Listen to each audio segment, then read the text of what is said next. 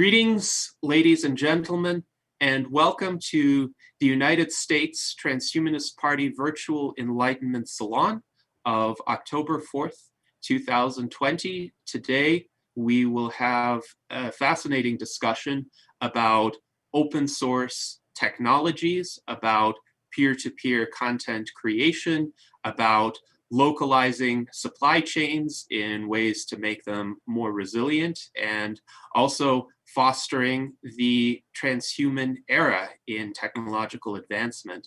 So joining you today would be myself, Gennady Stolярov II, the chairman of the US Transhumanist Party, our director of applied innovation, David Shoemaker, our director of visual art, Art Ramon Garcia, and our special guest, Gabor Kiss, who is an entrepreneur. He is the CEO of ENVIENTA, which is an innovative platform that seeks to make the creation of open source technologies far more accessible than it has been before, and also to provide opportunities for creators to benefit from their ideas. So Gabor, welcome. We are very pleased to have you here today, and take it away with your presentation. Okay, greetings. Thanks for having me. Look, I would like to tell you a story for the past 10 years, just to know where we get here or why we get here. So 10 years ago, I just started to write a book when I was in Algeria, I think in North Africa, and I had free time. And I was fascinated by science fiction books back in my childhood, and I decided to write one. But first of all, I had to make some research in technologies, and at the time I was wondering all about these exponential technologies, which way we can go with the emerging technologies, and that was the time when I spent a lot of time with reading and also writing the book. But later, when I was moving from before I lived in Dubai and then in Algeria, and then with my family, I moved to Canary Islands. And in 2014 to 2013, there was an initiative in Europe for the Universal Basic Income initiative, and it was failed at that time. But as we see, it's again here. But at the time, I was working on policies that helps to redistribute wealth and resources and all this stuff. But especially in the EU, in the Social and Economic Committee, there was a plan to make the 29 EU states to provide a plan for a basic income or a euro dividend, as we call it. And the euro dividend was about, it was in 2014-15. But when I realized that these technologies are way more effective than policymaking can follow or provide opportunities for that. So I enjoyed this conversation in Brussels, but I realized that mostly in politics, it takes time to have these straightforward ideas like basic income, and very few people were aware that what this is and what is not just free money for everyone, and how can you provide it. And I decided to move on because I didn't have 10 years to work on it, especially in areas which I'm not an expert, because I was an architect and also I'm also an engineer and architect, and any kind of engineering stuff which came into my way was good for me. But I realized that this redistribution of wealth is necessary in the age of automation in form of, for example, basic income or something like that, or taxing the robots or all this stuff. But how we can make it more accessible, because this is a policy making at a very high level, and how we can make these things on a very low level, or let's say from bottom up. perspective. And one of my friends just called me in 2015 to come. They arrived to Canary Islands for a few months, and he had the idea that, okay, I know that you are good at 3D designing and CAD softwares and all this stuff. Why don't we put just a small living house or self-sustainable mobile homes?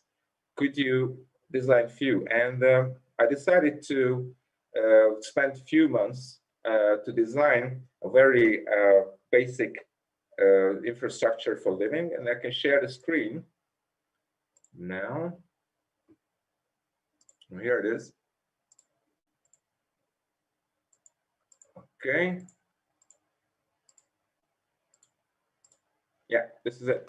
So that was made in 2015, and these houses, it was all about curiosity, that how we can make us very cost-effective and very more accessible living for people.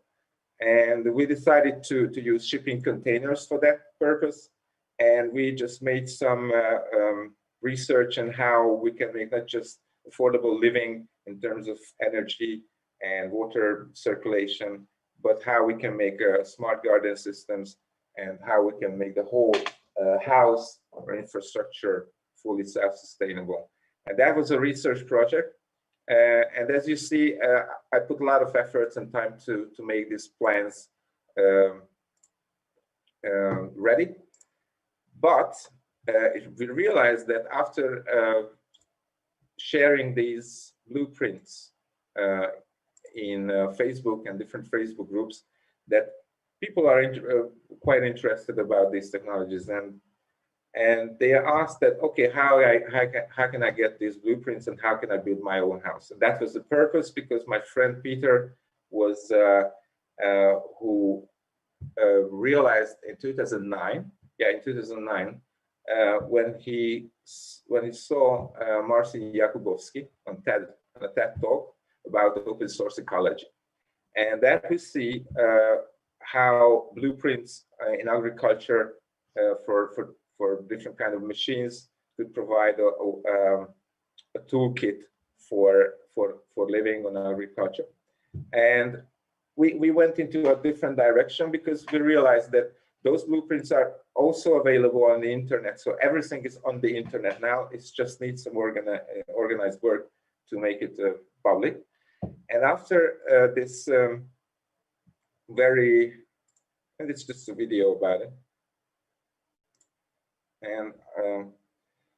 And what happened is these blueprints we uploaded on our website, and then later immediately start to make some Facebook groups and social media groups, and more people start to join and asking about this. So back in 2015, we realized that with this approach, if we put, for example, basic income or any kind of investment into technology and not just giving to people, because there are some,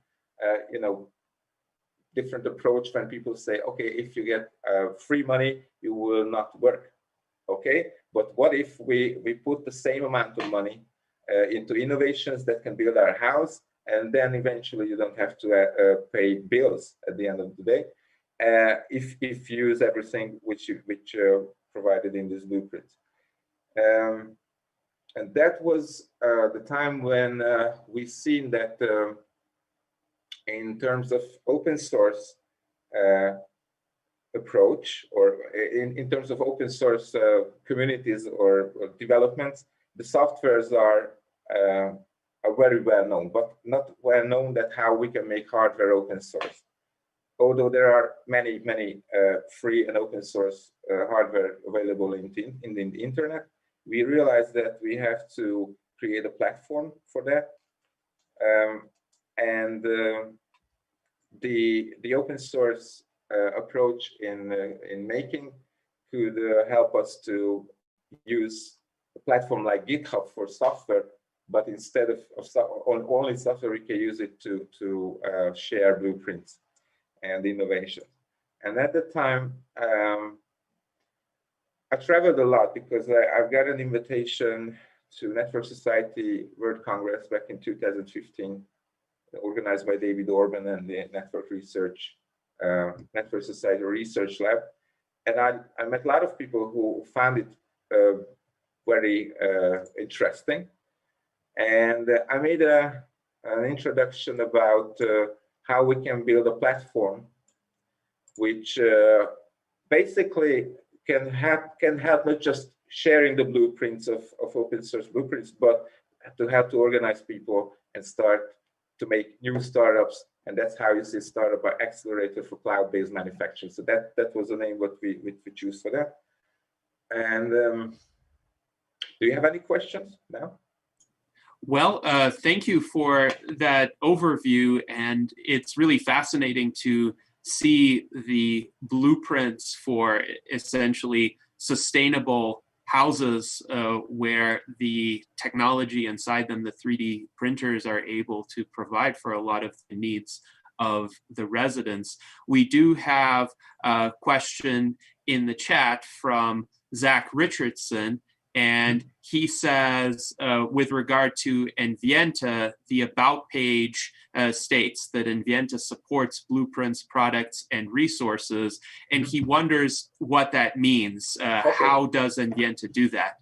Okay, that's why I started with basic income, because if you realize that monetary redistribution, it's not the ultimate solution, because money will inflating, and the circulation of money, it not represents so in not every case the money not represents resources, but we have resources we cannot exchange without money. So what we do with our resources, for example, our time, our knowledge, know-how, if we have land, if we have a 3D printer, if we have 2 kilowatts of renewable energy, how we can put these resources into to the commons, and how we can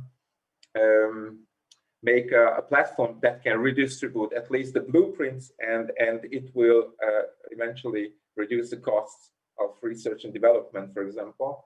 And then these blueprints can validate it by many manufacturers, and in this way we can put into production, but the infrastructure is still not here yet. So we made a research about how existing maker spaces and hacker spaces and small businesses focusing on manufacturing can put their unused resources in a system which can help you to exchange on this platform. So basically, from monetary redistribution with basic income, it will not solve the problem of inequality and excess. But in a way, if we can move out from a monetary system, we can provide an ecosystem when everything counts, and we can make it. I don't know the word. If we can give them to represent the value, and how we can represent the value without using money. Okay, how we can use blockchain technologies and cryptocurrencies to use these solutions of not just monetary redistribution, but also resource distribution, and all the things that's connected to that.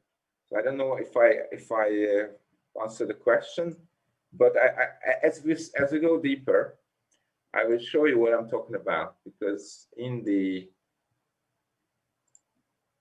let's see, the white paper. Yeah, here it is. And I will tell you that, okay, let's start here.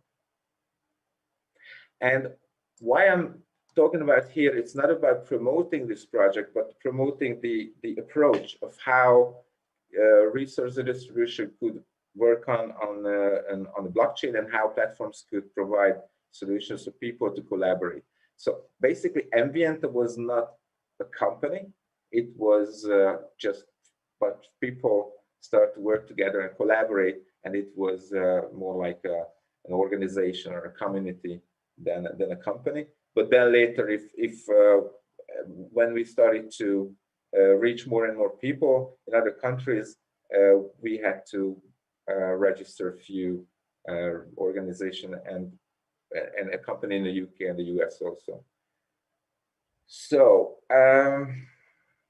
let me talk about the cosmolocalization, because I don't know, you know this guy, Michel Bauwens, and Michel Bauwens and a few other academics and experts started to think about this globalization and localization issue, and how we can solve global problems locally. And the cosmolocalism is about, it's a new paradigm for production and distribution of value that combines the universal sharing of knowledge. That's the cosmo part, but the subsidiarity of production as close as possible to the place of need. That's why it's local. So essentially through distributed local manufacturing and voluntary mutualization. And the ENVIENTA cosmolocalization model is an extended model, because not just focusing on manufacturing, you see here, so that's the whole model, but it uses a platform, and the platform helps decentralize manufacturing and distribution, but it's impossible without physical infrastructure. So we are focusing also establishing innovation hubs or collaborating with existing innovation hubs that how can use them or leverage their resources in a system of decentralized manufacturing. And also a very essential part of this approach is the education, because we realize that even if we want to use technologies in our home or buy a house which can provide you everything, it costs a lot, and maybe it's not about lowering the cost, but it could be especially expensive. And that's why we choose the open source model. And the education is also a very important part of it, because as we talked last time, if we want to see a future when these technologies can help us, it's essential to understand what these technologies are doing. And the education in the world right now, in general, is not enough, as we see. So that's why we started to focus on innovation hubs, which have good equipments and machinery and tools, and you know, promoting this cosmolocalization idea. And it turned out that they are not even connected. So let's say 10 years ago there were 500 maker spaces, and now it's about 5,000. So 10 times more maker space and hacker spaces around the world than before. And it seems that it will be, or it could be, the future of work. I mean, especially in COVID-19, you are not able to work in your company. You have to stay at home, but let's hope that it will gone one day. And what to do? So in a local environment, it's essential to know the local resources. Okay, I will go further if you have any question. I think this is a good time to bring in another question from Zach Richardson, because you mentioned the innovation hubs and cultivating them. And he asks, how do you stimulate the average person to get excited and involved, though? Because he finds in his experience that involvement in this community is interesting to only a niche amount of people. And I think he refers to the people who have these skills already, who are conversant with the technologies, even on a very basic level, who know how to operate a 3D printer. So how would you propose broadening that circle of people? If you know open source development and communities, it was more about enthusiasm and volunteerism, and innovate something which I'm not able to do at my work or something like that. So in my spare time, I can dedicate my time and knowledge to put something in the open source community. But about the incentives, it's not yet solved that, for example, if you want to monetize in not the open source world, but in other way, you easily get to patents and intellectual property and all this stuff. But in the open source communities, actually everything which you do goes to the commons. So the whole community can leverage the advantage what you made, but how you will be incentivized other than just volunteerism and enthusiasm and putting effort. And that's why this platform is about to incentivize makers who has a solutions, also investors, and nothing new here because crowdfunding sites are more than 10 years here. So it's like a crowdfunding or something. You have to have a manufacturer and distributor network who don't want to innovate necessarily, because sometimes the manufacturer just have the tools and machinery and energy and the people, but the research and development are not their part. Maybe big companies, yes, but the small companies are not. And at the end, there's a consumer. So what you see here is the maker who is creating the open source blueprints, but at the end, the consumer will pay the license fee back to the maker and the investor and the manufacturer. So the incentivization here is also money. So nothing new here, but you can get more with this approach. Okay, here is the model in work. So first of all, you have the blueprint, you have the idea.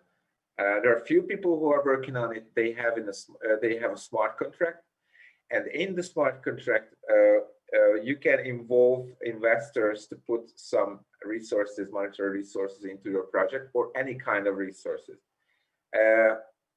When you're ready with the blueprints, it goes on Creative Commons, and you can reach it and make it accessible for other makers to join your group, and the circulation start over and over.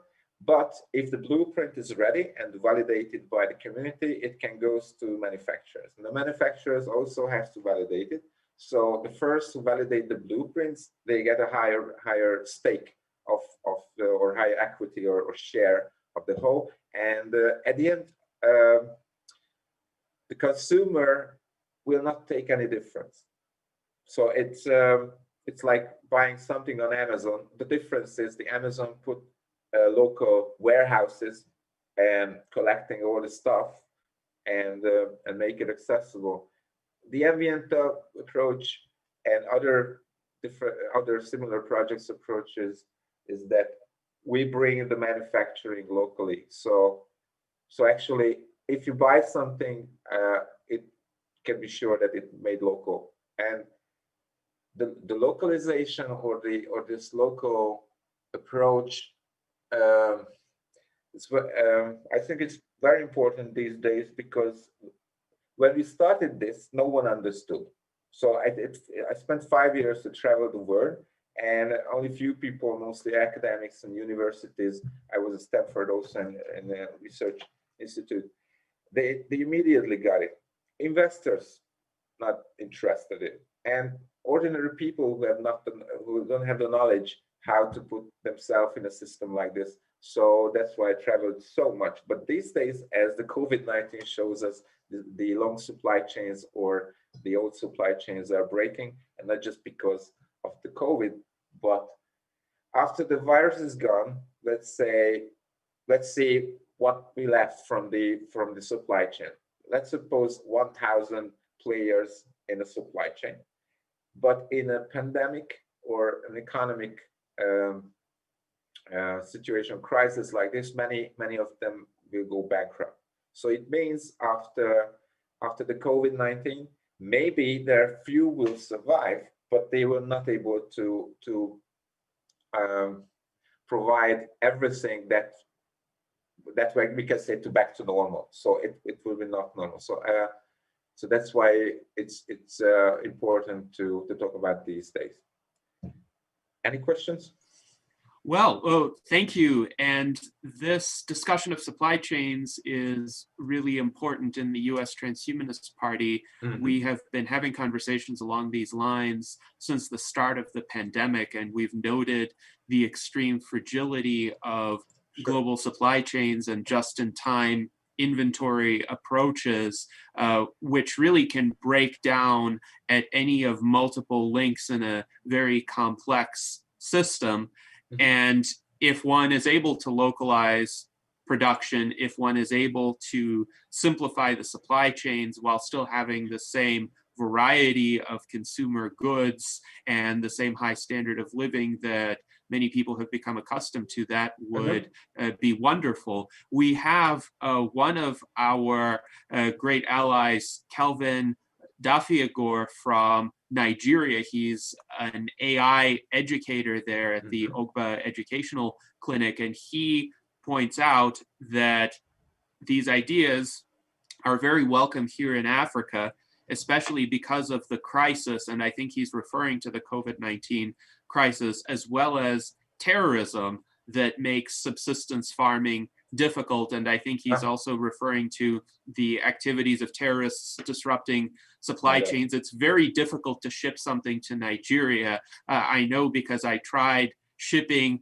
a $5 metal to a competitor in a virtual race who happened to live in Nigeria. And the bill that was quoted to me by UPS was like $120 to make a shipment of a simple small item.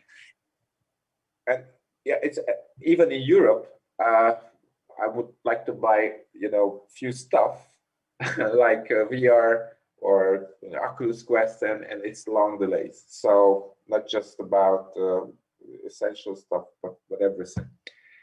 Here are the long-term implications of this approach, because as I go through that, so we have the platform here, and then this decentralized manufacturing and distribution, you can find it in the white paper and details. Here are the innovation hubs and the role of innovation hub, how a makerspace equipment could look like, how the manufacturer could work locally as a small manufactured facility. And also about the activism of ENVIENTA, for example, not just providing blueprints for locals, but providing solutions to local governments or economic development, collaboration with startups and local small businesses. So it's not just about blueprints and platforms and hardware, but connecting with people and let's see which are the local problems. You mentioned Nigeria. Nigeria, we have a makerspace. It was established 3 months ago from a school. And the school is about to apply new techniques, not just to learn reading and writing, but through having experiences. And I will talk about more later, because the education part it's a very essential part. And the fourth one, here's the education. So the long-term implications of that cosmolocalization model or framework: reduce the costs of development, achieve significant improvement in large-scale global and local cooperation, provide the global know-how by means and resources, the energy, raw materials, and workforce needed for manufacturing are locally available. It encourages the creation of small series customizable products while mass production is reduced. Increase the product's lifetime because of real-time bug fixes and during the development. It generates less waste with longer product lifetime while emission is reduced thanks to recycling. And I have to mention here the circular economy as a very strong direction. I think in US also, but here in Europe too. Circular economies and circular economy principles are about local manufacturing and recycling materials, and even circular economy principles could fit into the design process. So it's a totally different approach, and it takes time. So we see it will not happen overnight. So it takes 10 years at least I think, with this pace. It can reduce the cost of transport or the logistics, obviously, because it's local manufacturing. Maybe it could change consumers' habits as the usage becomes more important than possession. So our projects and platforms are more focusing on the needs, the essential needs, and not for wants, you know, or something like that.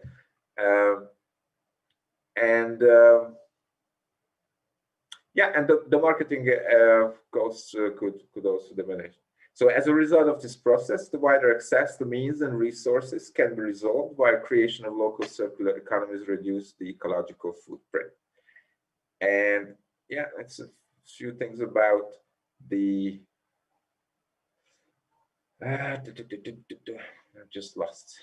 Yeah, here are the token ecosystem, and I have to stop here and ask how deep I can go into the tokenization of assets and resources, because it's a little bit different here. So I think this would be a good topic for our audience, because this is another area of technology that we have discussed before in the US Transhumanist Party, cryptocurrencies, and I understand you have a token on the Ethereum blockchain. So I would be interested in how that came about, and whether that was an original feature of the ENVIENTA platform or something you added onto it once Ethereum became better developed. Right. It was an accident. I mean, 10 years ago, I just wondered about how the monetary system could change to a more stable, you know, tool of exchange, when not just 5% of our money are covered by gold or something like that, and not based on that. So that was a parallel thinking of me. But when we get to the ENVIENTA project, and when we see the rise of cryptocurrencies around 2017, it was a later idea that how we can apply the cryptocurrency into this ecosystem. And it turns out perfectly good fit. So let me talk about who can use these cryptocurrencies and how. Okay. So first of all, the ENVIENTA platform is using this token, but the innovators and makers and producers could use it. The projects itself, so actually innovators, makers, producers can create groups and projects. So not just you know, individuals can start new projects, but you can create a project or group or a startup. The innovation hubs could and maker spaces using the same token. The investors could use the same token, the manufacturers, distributors, the consumers, and the local resident. So the basic idea behind of ENVIENTA token was that how we can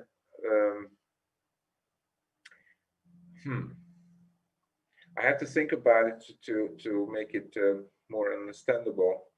But let's go through the token use cases, because it will turns out if you have a token, you can start with just this. Yeah, wait a minute. Yeah, here are the use cases. So with the token, you can create new startup projects with automatic token distribution between stakeholders through a project development contract. So basically, it's a basic solution or a function in the blockchain or in Ethereum. Number two, manufacture, assemble, and sell products on the platform by paying license fee. So that's how they get back their money. And with automatic token distribution through a marketplace contract. You can invest with the same token in product development through crowdfunding campaigns as early supporter or manufacturer in exchange for project-related discount. So it's an interesting part of it. Number four, you can buy products with the token at the platform's marketplace in exchange for ENV or get purchase discount. Five, so actually, it's all about use cases. Any token which has no use cases it's worth nothing. So that's what we realize, that even if we have one or two use cases, it's not enough. We have to discover more and more. So that's how we get here. You can build new partnerships and incentives along the manufacturing and supply chain and optimize processes to the local circular economy principles. You can use services and share resources in the local innovation hubs and makerspaces. You can build interactions with startup projects through incubation programs in local innovation hubs, makerspaces, then help to reach global impact. You can spend more time in innovation hubs with accommodation as a member of an incredible community of experts in different fields from all around the world. So it's more about community making. You can use the education services with the token and organize related programs. You can contribute projects, the supply chain, innovation hubs, makerspaces with human labor. It means that you put your know-how in exchange for your token. So it is about tokenizing the economy. So it's a token economy. You can be involved in decisions, and that's very interesting part. And I would like to talk more about it because using a blockchain, you can contribute, you can be involved in decisions regarding the investments and strategy in order to co-manage ENVIENTA or any community or platform. So that's when we get to platform cooperatives, and how the platform cooperatives decision-making and ownership models are different than companies these days. So I think we can talk more about it. You can use a token to pay for any service or accept tokens in exchange outside the network. So that's how we get here today. For example, we are using the same techniques in building short supply chains. You can use a token and invest the ENVIENTA project itself or any project on the ENVIENTA platform. So it's a platform in a platform or a project in a project. And you can get tokens for operations from the market, ICO investors, projects from any token owner at price that the market defines. Yeah, and here's the where you can see how the token goes through the ecosystem. That was the basic, which I showed you. That's how a project and the innovation circulates. That's how it gets to the manufacturers and the consumers. But the interesting part that how the tokens circulate in a system between local resources, education services, maker spaces, and the people who are working in these communities. And if you get into the white paper, you can see the details. Okay, it's about the token release. It's not interesting now. Okay, you have questions? Well, I'm interested in the decision-making contracts that you described, because this is one feature of the Ethereum blockchain that earlier blockchains did not have, the ability to build smart contracts into the blockchain. And is there an element of automatic execution to some of those contracts? It's very, I was very curious. I was arrived in Budapest in last year in the Corvinus University, and there was a research program there. And I talked with few people from peer-to-peer foundation. I don't know, you know these guys in Europe. Peer-to-peer foundation is about peer production and peer-to-peer communities, and mostly focusing on blockchain. And they are asking the question of, okay, we have 100 people in a group, how we can get good decisions, how the experts will make the best decisions, and we will start to work on how you can. So these days, if I was just talking about politics or any kind of decision making, we are waiting 4 years after we voting, after we vote, and during that time, actually, we just hope that the guys up there will do everything great. But what if it's about politics, but in a lower level or community level, it's essential to distribute the decision making and the ownership, because these platform cooperatives are not like companies, or companies who or like companies who every worker or employer is an owner of the company. So that's the basic difference. And I was working in liquid democracy softwares back in 2012 or 13, and we've seen that how very quick decisions could take place if you are one of the 100 people, and for example, your community wants to build a bridge or a house. Okay, you have to find the people who are the experts of engineering and building houses and bridges, but you are not that expert. But you're sure in the community there was someone who has more expertise. Maybe he's not the expert, but more expert than you. Then you can give your vote to him or her. And if he can find, or he or she can find a better expert, the votes are going, including yours. And at the end of the day, you have one people to make the decisions, and he or she has, I don't know in English how to say, but the representation of the whole group. And after the decision made, maybe in the future an AI could help to, the human bias. So for example, a 99% accuracy, which made by an AI algorithm, can help people to get the right decision in any kind. But the trust is in this chain or in this link. So maybe you are not aware, or you're not very well known the people who will make the decisions, but you can trust the system with this chain of decisions and voting. And I don't know how to, when you give your vote for someone, how you can say that. So you delegate delegating, a vote? Yes, delegating the vote. And the interesting part of it, that after this decision, there are some feedbacks, obviously. Maybe the bridge or a house will collapse. Next time you will not get any votes. So that's the tricky part. At the end of the day, all the votes goes back to you, goes back to the community, including you. There is a next decision and the next expert, and the next decision you can delegate to someone. Maybe it's a different expertise that is needed in this case. But if you create systems that, like, if you're not sure that how you can make it on a daily basis, you can delegate someone, and the system could ask you, okay, this and this and this area, who you prefer, and you give 2 or 3 different names, and then let's see how the trust could work in this decision making.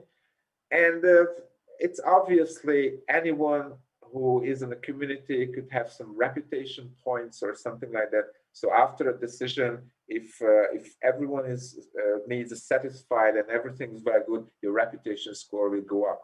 If you are making bad decisions, your reputation score will go down, and you're out of the decision-making process. So that's how it could work, and few platform cooperatives are starting to use that.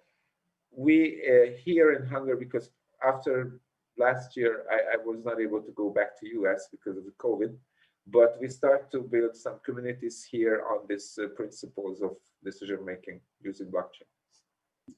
Yes, and this is quite interesting to us in the US Transhumanist Party, because we have experimented with earlier formats of decentralized decision-making, in the sense that we don't use blockchain in our internal votes, but we do use electronic ranked preference voting on specific issues. And it's interesting to see if that could be integrated with a blockchain system sometime during this decade. But of course, one of the concerns there is security and the recognizability of the people who provide the input. And this is being remarked upon in the comments, because Kelvin Dafiagor mentions that in Africa, the blockchain platforms are sometimes not very secure, sure. One of his sponsors got scammed, for example. Yeah, to be clear, it's not about blockchain. The blockchain is just a perfect technology in the future to handle these security issues and the storing of data and all this stuff. But you can make it without using blockchain. So it's not about blockchain, but blockchain is the best one in the long term. So it's more about the structure of the system itself. And yes, that is very insightful and I think useful for us to consider in terms of how these delegated decisions could be made in the future. Because yes, ideally, in terms of policy, for example, we don't necessarily want uninformed people in a particular area making decisions in that area. We want people who actually have subject matter expertise, but these are going to be different people in different areas. And the 20th century model is essentially either everyone votes on everything or they delegate the authority to make decisions to a few elected representatives, but those representatives are themselves not technical experts, and they often get information that's less than fully reliable because special interests lobby them, for example, and those special interests have their own agendas, and the people who just have more of the objective technical knowledge will have difficulty getting through to the elected representative. So do you think in a political context this could lead to more informed decisions because experts will have more access to the ability to implement those decisions? Yeah, I'm pretty sure. And actually in Australia, I heard about it 3 or 4 years ago, there was a startup who created an app that can substitute the whole voting and election process, but no one used it. So that's about awareness, that people are not aware that how it could be easier, cheaper, faster, and all this stuff. So yeah.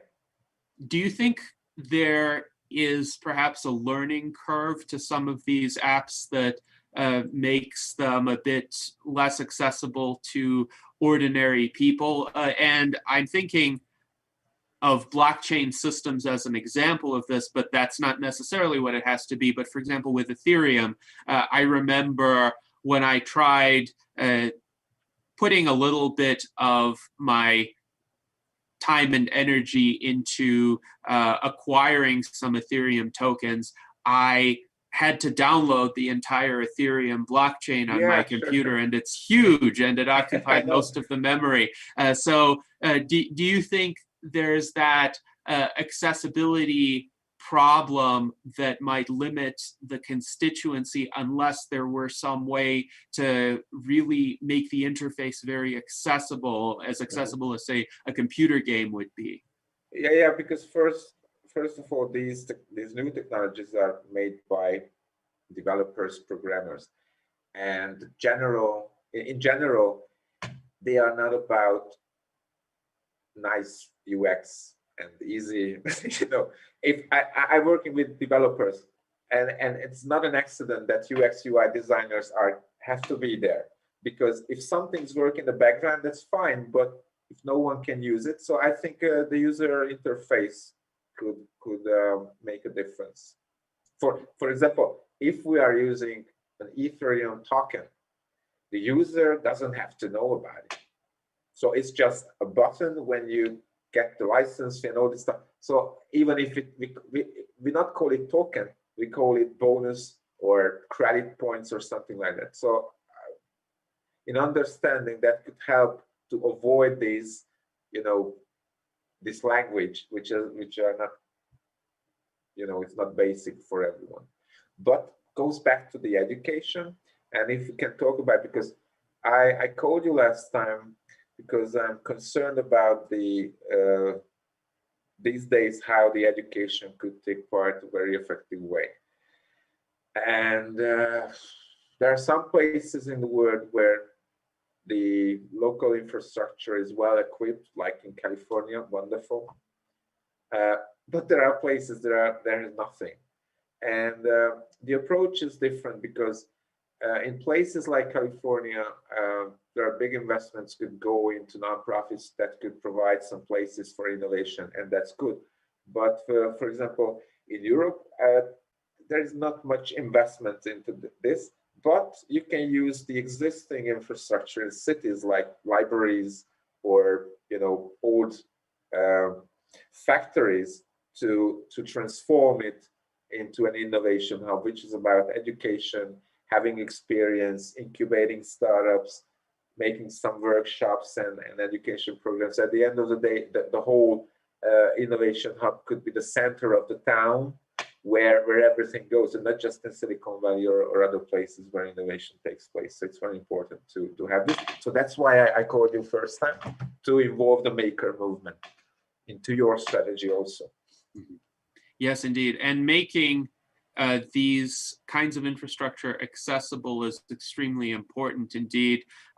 Kelvin Dafiagor is asking whether you are working with other persons in Africa who are involved in 3D printing or other open source technological approaches, because he has a school which essentially educates students in artificial intelligence programming. He's planning to branch out into cybersecurity, and I think there would be some good connections. You mentioned you're starting an innovation hub there. Yeah, in Lagos, sure. Okay, so I can connect those people. Absolutely.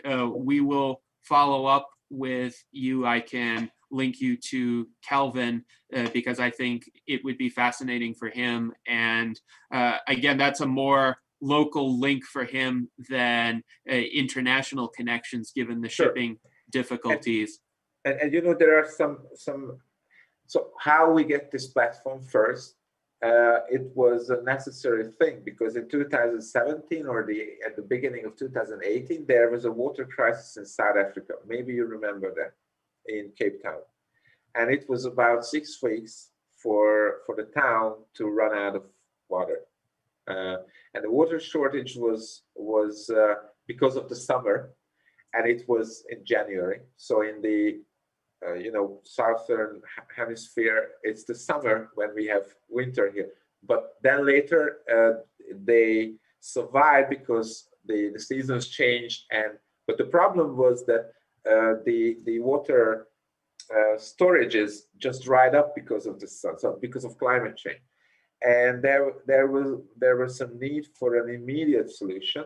And some other people could call Elon Musk to invest because he's from South Africa or something. I heard some rumors about, okay, let's call this guy and solve this problem. But it's not about money, not just about money, but how we get innovation there. So what we did is, instead of getting,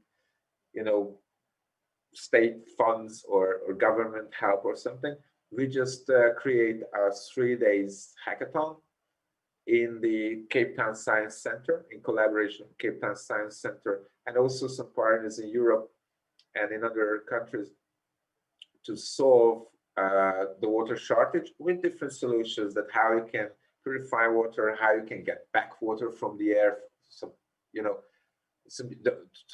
from humidity, or how you can clean your water. So different kind of solutions from different universities can be stored as blueprints and accessible for local businesses. So it was the first proof. It was not a big one, but it's a 3 days hackathon. When we get the proof that the cosmolocalization model of ENVIENTA with the platform could work, and very effective and cheap and fast, because if you need immediate solution, you are not thinking in terms of, okay, how we make business for that. Obviously you can make it, but if there is 6 weeks to go extinct with a whole city without water, you are not able to create a business plan and make some partnerships and spend some time with innovations, and market strategy and all this stuff. No, the solution has to be there immediate, and that's why I like the open source communities, because they are not thinking in terms of business first, but that's why ENVIENTA is here to provide a platform that gives back something as in form of license fees. Yes, indeed. And a related question comes from Zach Richardson. He asks, would makerspace-centric communities located in different geographic zones use the same currency to exchange goods and services, even if some normal transport were involved? For instance, hiring a designer could live in a different country from the manufacturer or the consumer. that's why it's important to use a cryptocurrency, because it's not a new money, it's a tool of exchange, of ideas, blueprints, even the products. But if the banking system or the monetary system, which uses different currencies in different countries, actually it stands on the way to make it. Because if you want to get your license fees and using dollars, because you live in the US, but there are some innovators in 10 different countries, how they get back the license fees. So it's much easier to go or to make it. It's like a casino. You go into the casino, you give the cash and get some credits, and everyone in a casino using the same credits. Or so the logic behind this is this. The smart contracts or any kind of software which can distribute the license fees or the value of your work or your resource or effort can circulate in any countries between investors, innovators. So that's why we think, or it's obvious that the blockchain technology is a game changer in this way. Yes, indeed. So now I would like to ask if David Shoemaker or Art Ramon Garcia have any questions. David, please go ahead. Yes, I do. This is really quite fascinating, and I have many questions, but I'll start with one. The idea of looking at this as a UBI alternative, I find really appealing. We're starting to see UBI showing up in various forms in elections here in the US, or at least projects trying to get it started.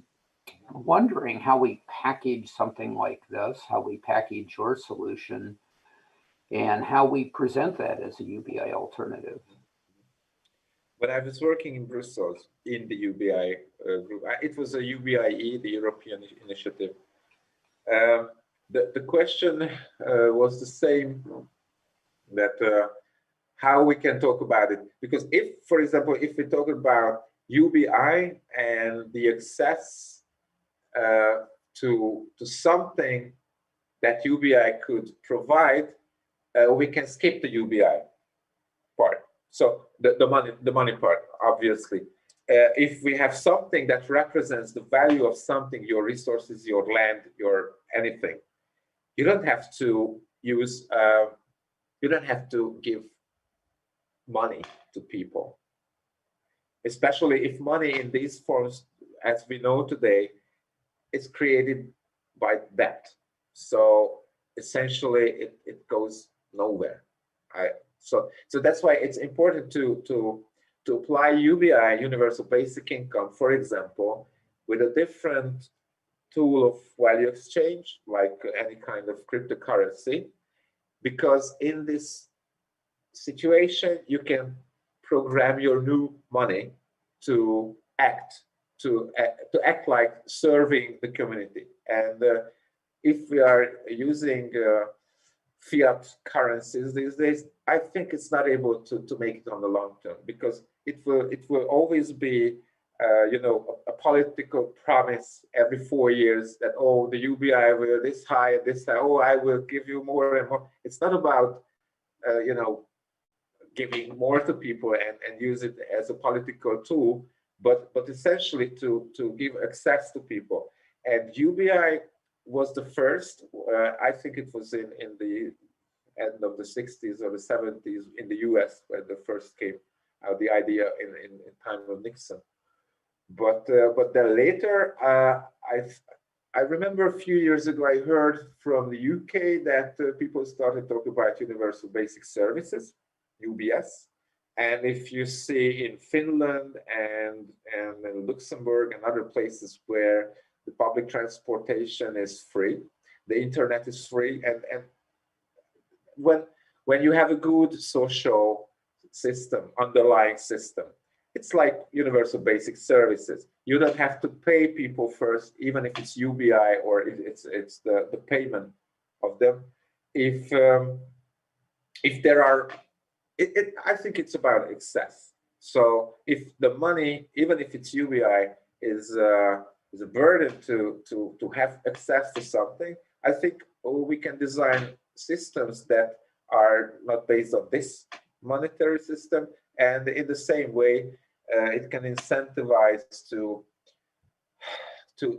think in terms of resources and access instead of money, because money is an intermediary tool which works well, but these days we have to change this.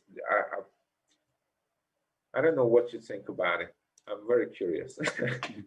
So how we can make it, because if Facebook talks about a known cryptocurrency, everyone is okay, you cannot do this. But if you have a smaller company and you can make your own ecosystem with a cryptocurrency, it could work. So I don't think it has to be very cautious how to make it. But regarding to US, there was some organization which is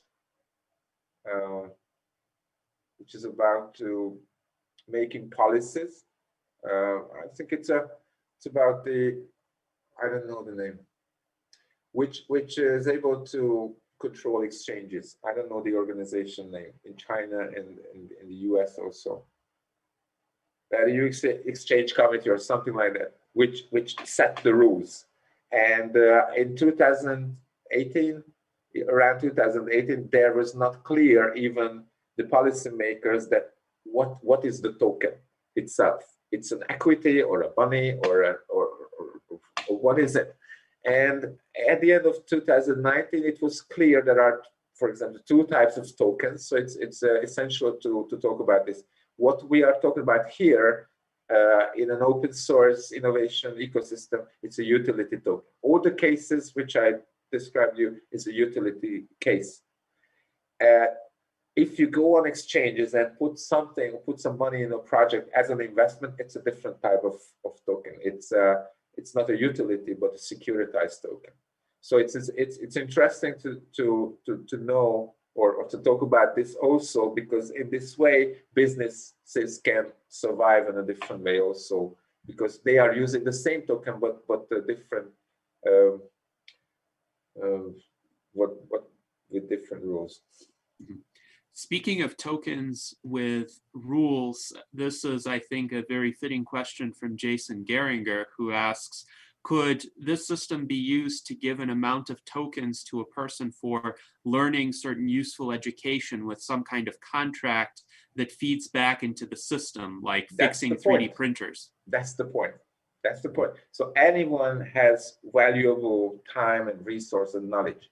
If the market are not paying for you for your knowledge and what you have, it's not a problem if you find an ecosystem or a community which worth to invest your time. So it's about creating new bottom-up initiatives and communities and use cases between the peers to make these things work. Excellent. So Art Ramon, do you have a question for Gabor? Yes. Yeah, like 15 years ago, I had an idea, and it revolved around a fractal-inspired building block that would be superior to honeycomb. And I went to some small development, a place where they help small businesses, and I tried to get some help. And she said, well, you need to get out in the business world and build websites for free. I'm like, I've got an idea for an engineering, design. And she's telling me I got to go out and build websites. So I found it difficult to trust anyone with my idea, because it's based on fractal mathematics, and once it's out there, it's out there. So I have no way of protecting it. And here in the States, to get a patent on something, it takes like 10 grand to get a patent. And then it's just a paper that needs to be enforced by lawyers. So it's not that helpful. And, I would have to create iterations of the idea in order to get the perfect fractal design. And that I would have to take the idea to a maker and then have the maker create prototypes for testing. Well, then once I do that, the maker has my design, and he could leak it if he's unethical. So I found a lot of issues just with trusting people in order to develop an idea, because it's just really easy for someone to take it or to tell you, you know, your idea is bullshit, and then try to beat you down so you don't develop it further. And then he takes the idea and develops it himself. So I myself just had a lot of issues trusting any, you know, business people, makers. You know, and 15 years ago, they didn't quite have the 3D printers they have now. So it would have been a lot more difficult to create a prototype. I would have had gone to like a someone who does CNC type milling. Now, you know, you have 3D printing, but even that is expensive. Creating metallic 3D printing in order to create prototypes for testing.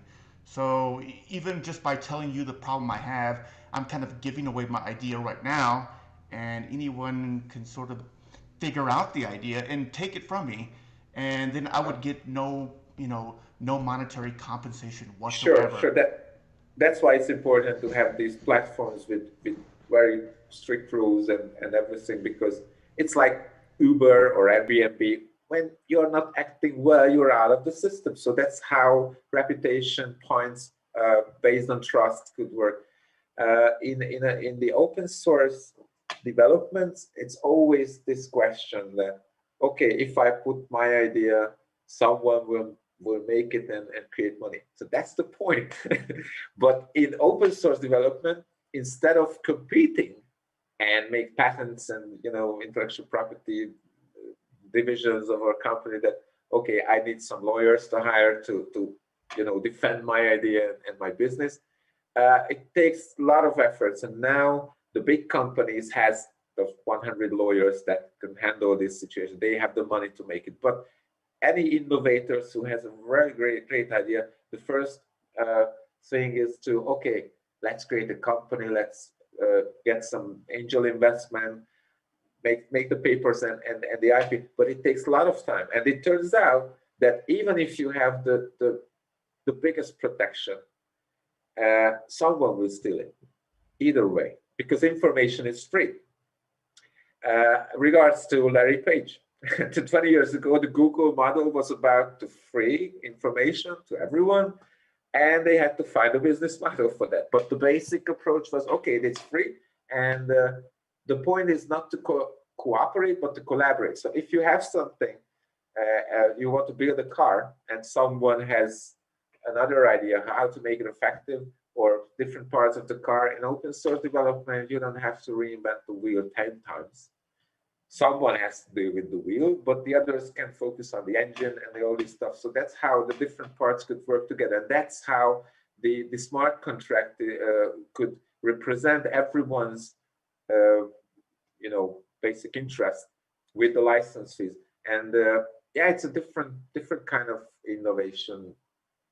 And in the open source, maybe it's not that good quality, because as we've seen, if you buy a software which was designed for your needs and everything, and you pay $100 for that, you can be sure that it could work. If you download something which is created by someone, it seems to work, but it crashed my computer, what to do with that? So that's why the platform, what we are working on, is important, because it's somehow validating and somehow make this quality control, and also take care of you as an innovator to not steal your idea. Because if you go into open source systems, as your idea is ready, or if you have something to put down as a blueprint or the product itself, it goes on Creative Commons. And Creative Commons is about protecting the community from the one who wants to steal the community's effort.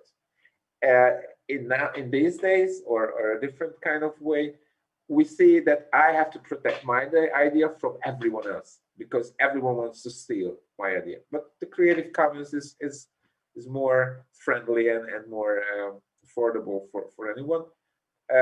I think we have to connect with Lawrence Lessig and the Creative Commons, because these license systems are not built into the Creative Commons.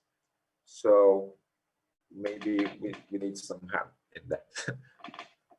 Well, you just gave us an interesting idea. Perhaps we could try to invite Lawrence Lessig to one of our future virtual Enlightenment salons and have this kind of conversation. We'll certainly let you know if and when that happens. Right. There was an interesting comment along these lines earlier on by Zach Richardson, who pointed out that he first learned about open source ecology in Kevin Carson's book, The New Homebrew Industrial Revolution. And I recall reading that book back in 2011, before 3D printing was widespread, before cryptocurrencies were well known. And Kevin Carson essentially expressed this possibility for an open source manufacturing approach to be the alternative to a patent-based system.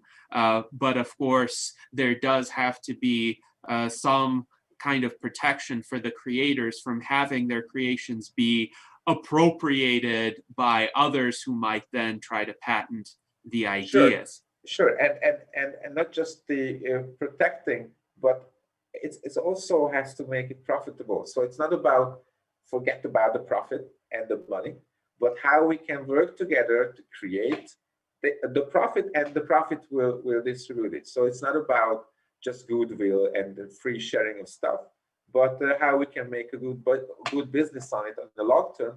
But as we go through open source, it will eventually change our mindset and our relations and all this stuff. So maybe 10 years from now we were not thinking in terms of profit in the first place, but as we see now that we have to change our thinking in ecological thinking or biosphere thinking or consciousness.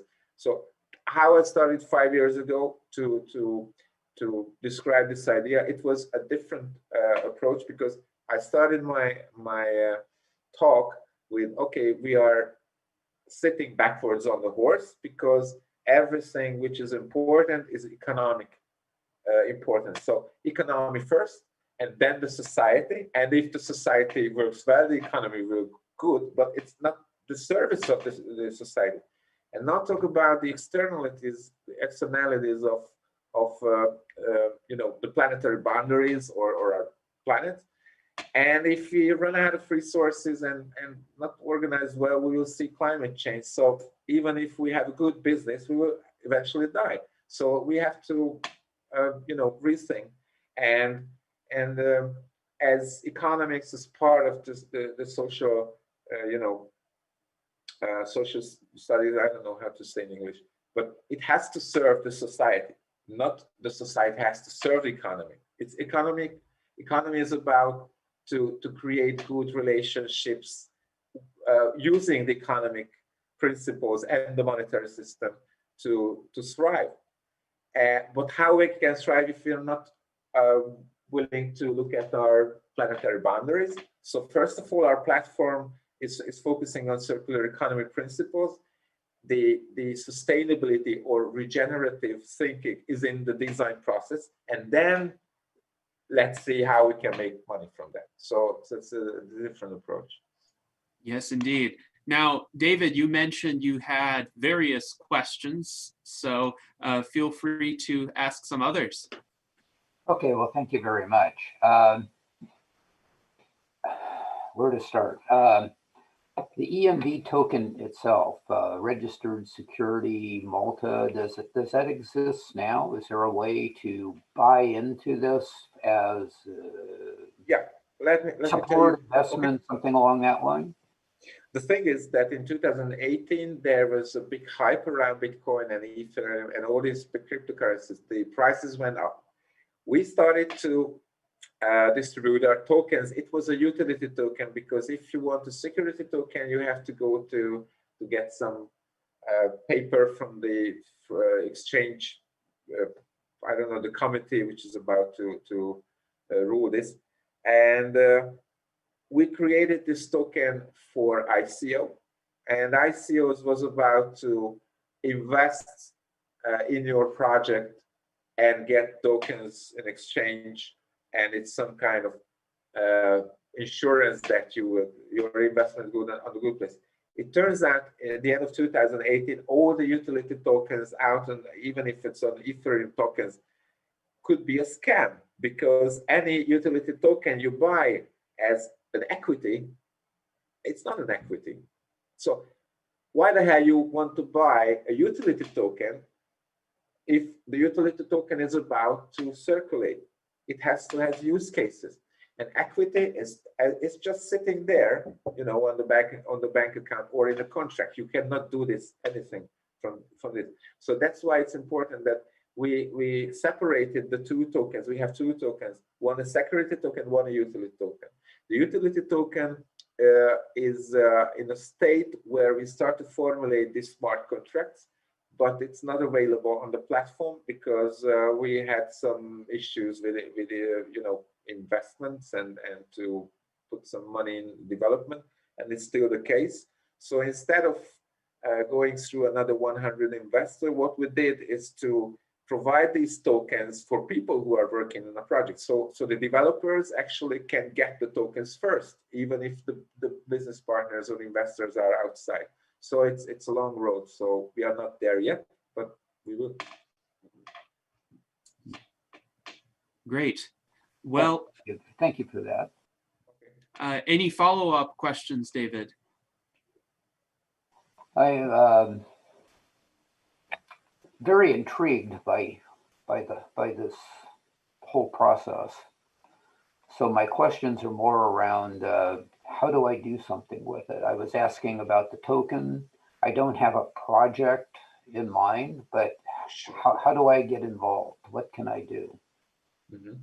Look, I'm here because you asked me as a party to talk about, and I'm here because of how I didn't want to talk about our projects, but obviously I have to talk about it. It's not a promotion. I'm mostly focusing on the approach, that how anyone can form a new token in terms of use cases and considering the circular economy principles of manufacturing. But you can be anywhere, you can start any projects on this.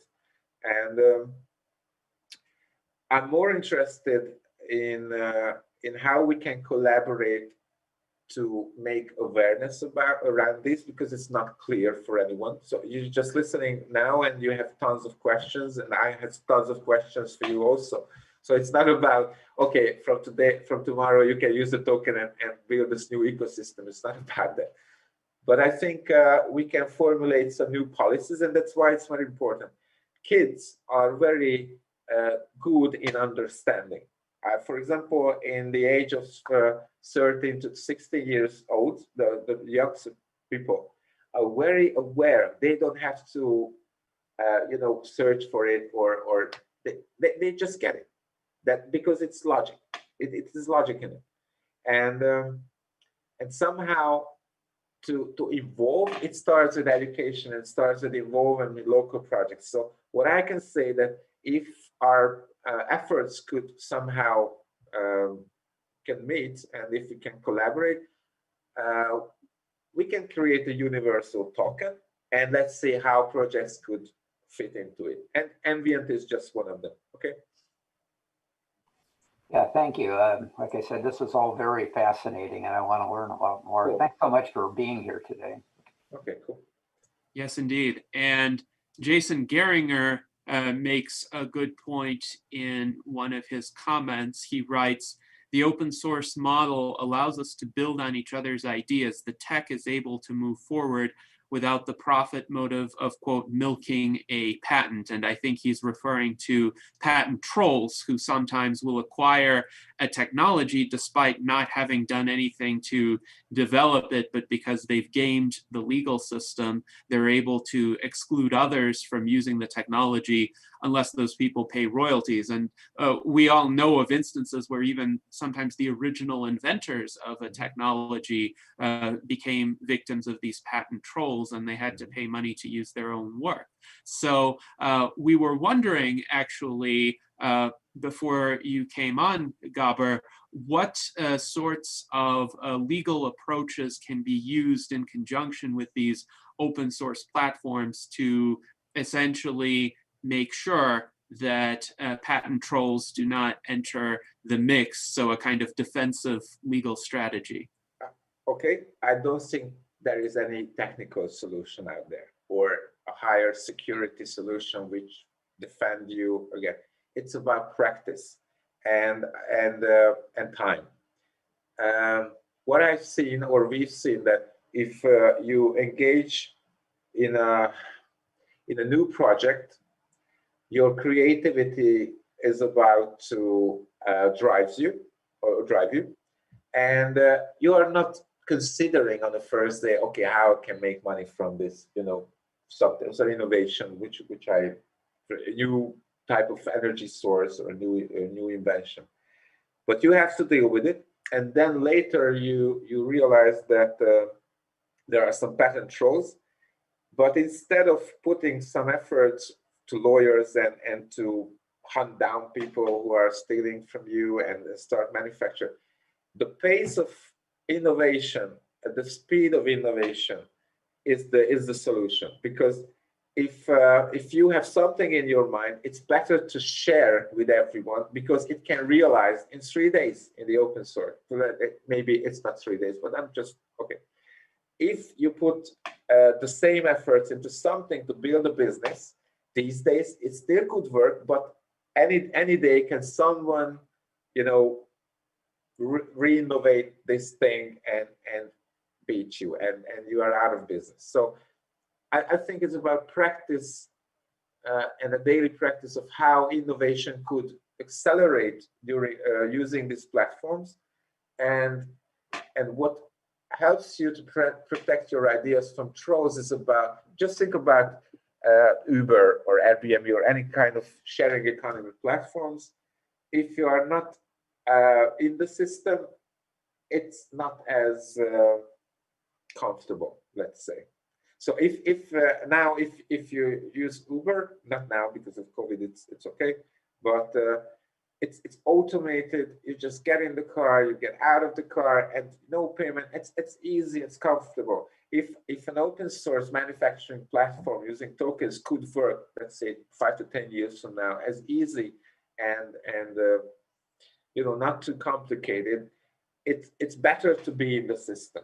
But we have to create some guidelines. If you store the idea, you are not able to sell it legally, and the Creative Commons framework has to defend those. And there were some cases on the court when, regards to Creative Commons, you have something in your head. So it's not about just patents and intellectual property protection, but the Creative Commons is able to help to protect if it goes to court. But I think if 100 people working in a project and the newcomer will steal, I think 100 people can easily beat this one or put them out of the community. So I don't know who said that, but I've seen the Maker movie, and the CEO of Autodesk, I don't know the guy, said that, okay, you can steal anyone's idea, but you cannot steal the community behind. So that's the protection, the ultimate protection. So essentially the protection is you have all of these innovations building upon one another, and if somebody tries to wrongfully appropriate one of them, they're only getting a very small piece of the bigger picture, and sure, they're not going to be able to do very much with it compared to what the community is able to do. And the thing is that, for example, let's say in terms of manufacture, it's not an easy thing. You have to establish manufacturing sites, you have to hire people, you have to train them, you have to put machinery and tools.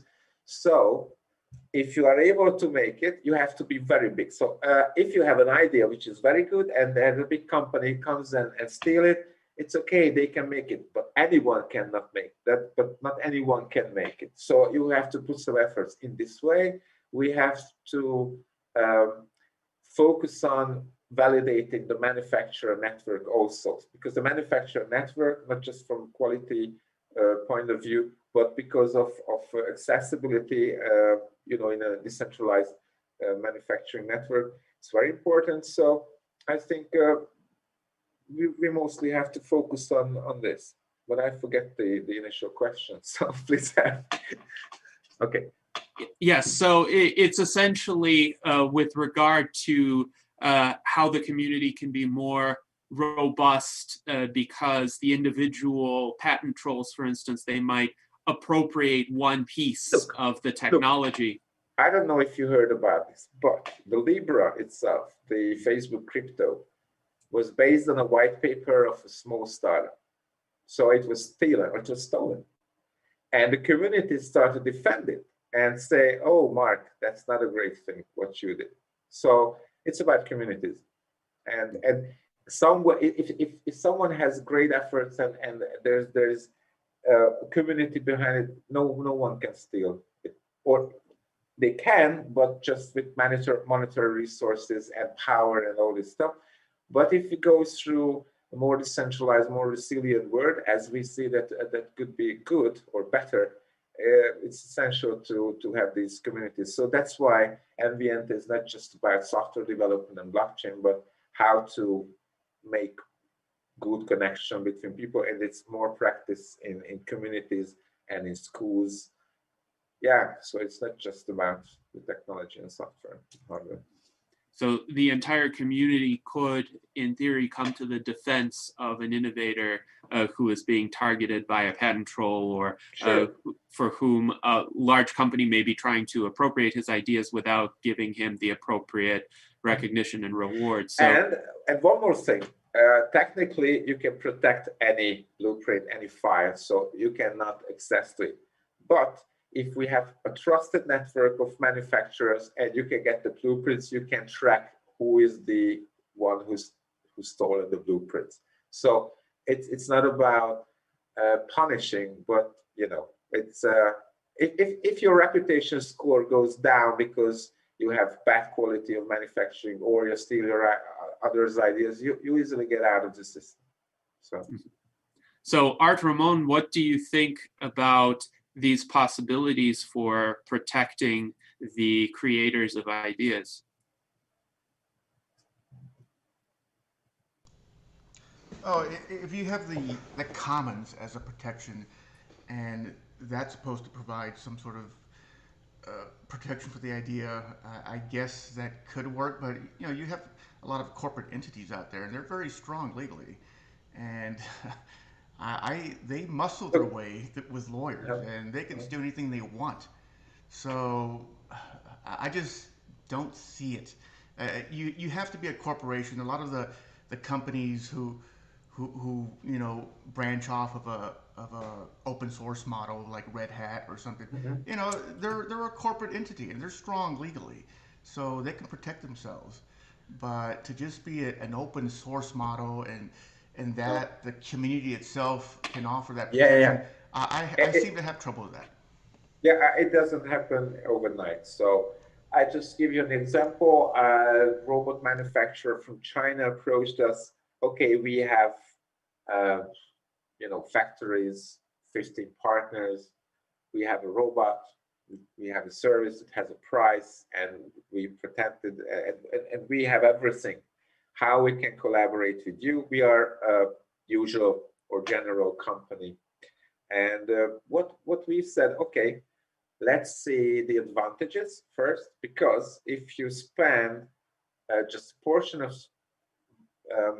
money or time with research and development, if you start a product line parallel with your existing business model to put, let's say, the robot 1.0 on the platform in open source. It's not the full functioning robot, it's just something for the community. You bet the community members will take the blueprint and make a 1.1, 1.2, 1.3 version of it. So essentially, based on your original blueprints, you get new developers without paying for them. I mean, immediately. And then how you can start leverage this openness, because and it's not just you get new developers for your new product line, which has not fully functional on the platform, but you can get extra income from services or affiliate services. So all the business models that works in software companies like Google and others is basically the free model with affiliate services or plus, premium, freemium, and premium, and all this stuff. So the business model has to change somehow, because you can lowering your investment in research and development, and during the development, it's like crowdfunding platforms. The consumer who will buy a product will be not how to say, involvement is a different thing than if you just get an advertisement of, or there's a new product and you can buy it. If you follow the process, the community itself is a consumer. I mean, the members of your community is also a consumer. So in open source, the open source approach, you can get more from less effort, and then you can sell the full package as an affiliate service, something like that. So it's a hybrid model. No, and when that happens, I have tons of 1.0 ideas. All right, cool. I'm waiting for something like this to happen so I can quit sitting on them. Cool. Yes, indeed. And I think if people feel that they're able to share these kinds of ideas safely and constructively and invite others to build upon them rather than feel like they have to hide them, keep them secret, that could lead to a flourishing of creativity and technological progress as well. So it is a very promising concept in my view. The key is to build that kind of robust community that is able to, first of all, leverage the ideas of the people in it, and second, be a formidable presence in the world so that other entities are not going to be able to just appropriate the ideas without going through the proper process. So I am interested in your thoughts about how that critical mass can be created, because as you pointed out, some of the utility tokens that failed, they failed because there was an idea, but there weren't enough entities in the ecosystem to develop upon it.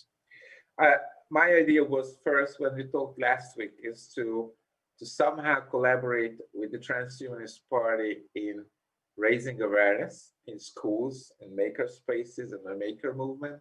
There is no risk in it. I mean, young people are essentially open. That's why I think that it could be, I don't know your full strategy on this, but we can talk about it later, because it's involvement of people, and your future voters are people who are fascinated by technology, and they are, they are makers in the future. I don't know who are your basic, community, but.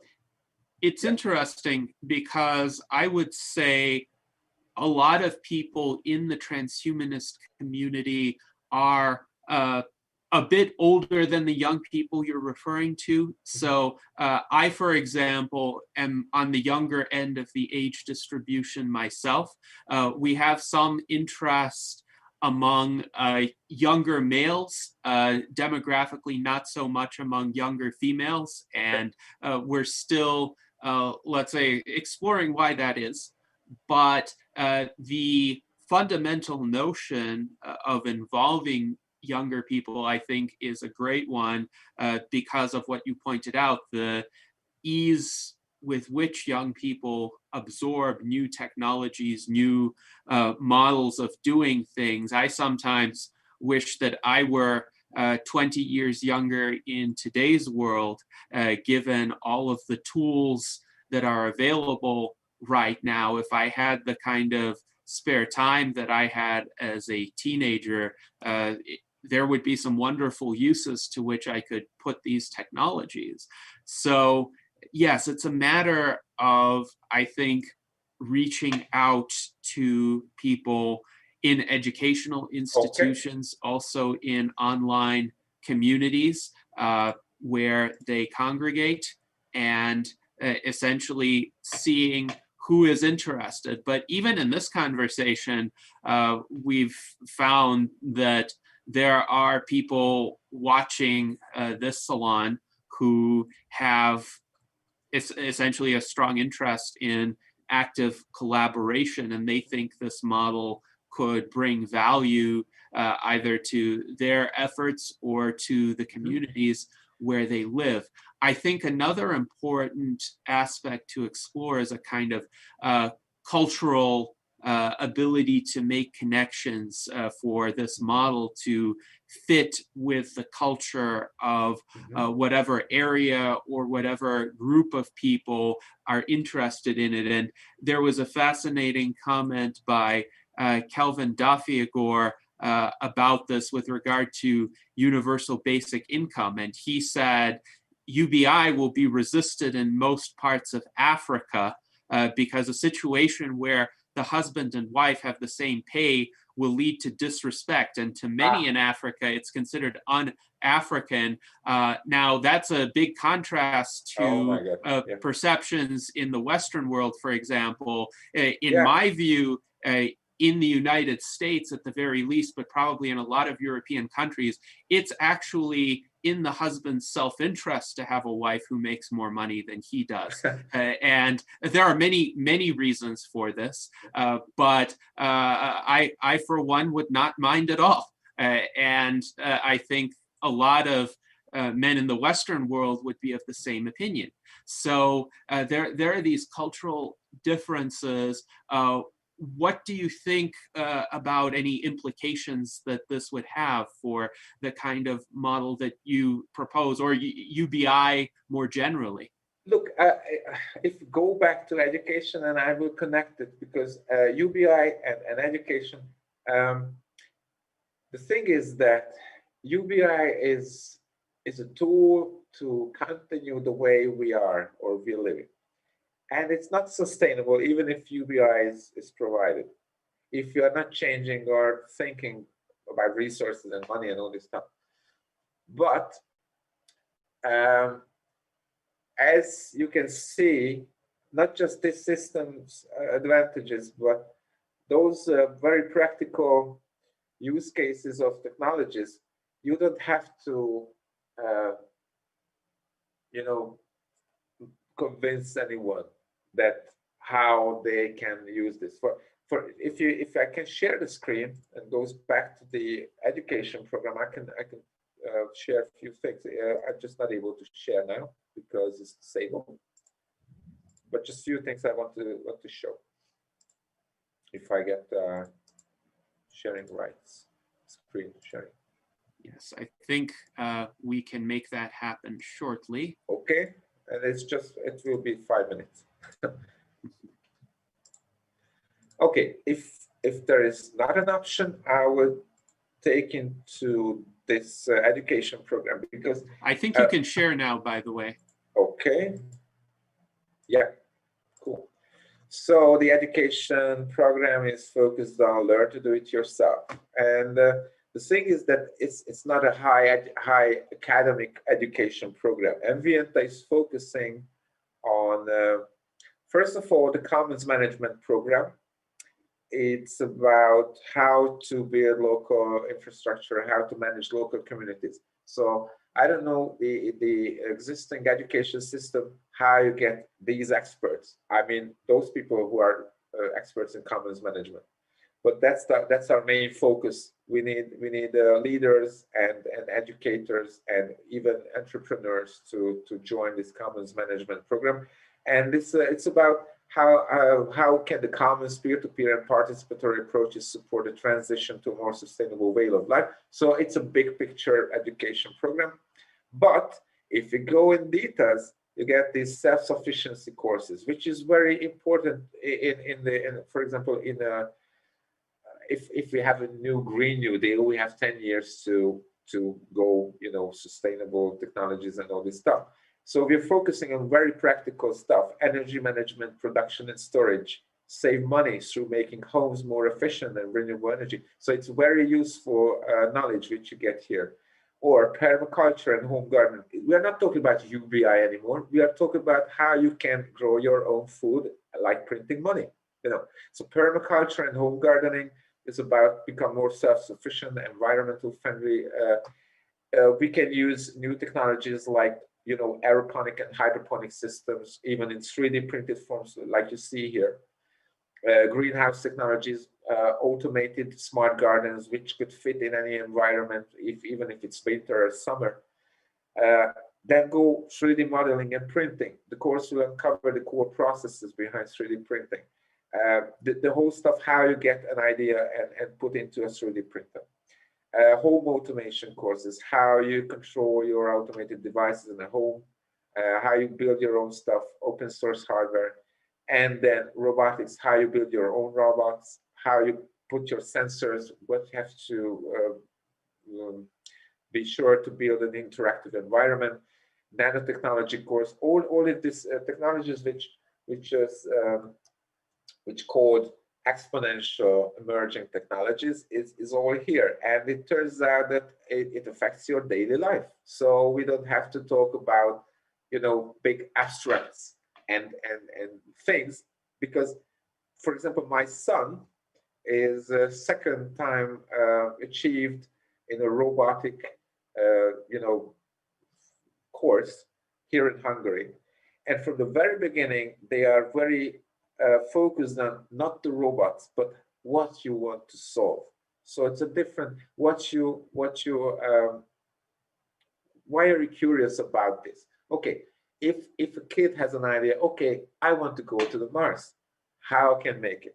Then the whole course is about going to Mars, and then use robots into this. So the approach is not about talking about policies and abstracts, but to focus on local solutions and innovations using technologies and focusing on self-sustainable living and lifestyle. So I think we can reach more and more people more easily, because their life, they are struggling in these crises, and basically everyone starts to see what's in the fridge, and I don't want to throw away, because I don't know where these things will go back to normal. So we start to live more consciously, I think, and these courses are focusing on this conscious decision makings and the technologies which could provide this. Yes, and I think there is a lot of opportunity for this kind of decentralized educational approach to communicate to people the skills that would be useful in essentially decentralized production. That is, I think, important for the future, because we can't rely on global supply chains the way we used to. Yeah, and I can show you one more thing, and I'm very so it is a peer-to-peer foundation. There is a book, Peer-to-Peer Accounting for Planetary Survival, and you can reach it also in PDF, and I will share you the link. How shared permacircular supply chains, post-blockchain distributed ledgers, protocol cooperatives, and 3 new forms of post-capitalist accounting could very well save the planet. So it's very serious. And these are a total different approach. And I would like to ask you to go through it, because it's a very, this research was made in the past 5 years with our partners, and it turned out that more and more projects like ENVIENTA is forming, but it's in a seed form, and that's because it's based on the community, which can grow from these projects. So it's not about creating new startups around these peer-to-peer technologies, but mostly these new projects are coming from bottom up, and I don't know how to say, but it's more like involvement, more like creating myself, more like I want to learn more. And yeah, so I think the approach will change very soon, and we have to prepare. Yes, indeed. And Zach Richardson has an interesting idea. He says we could turn all the brick and mortar schools into maker spaces. And I think, That's it. yes, That's the goal.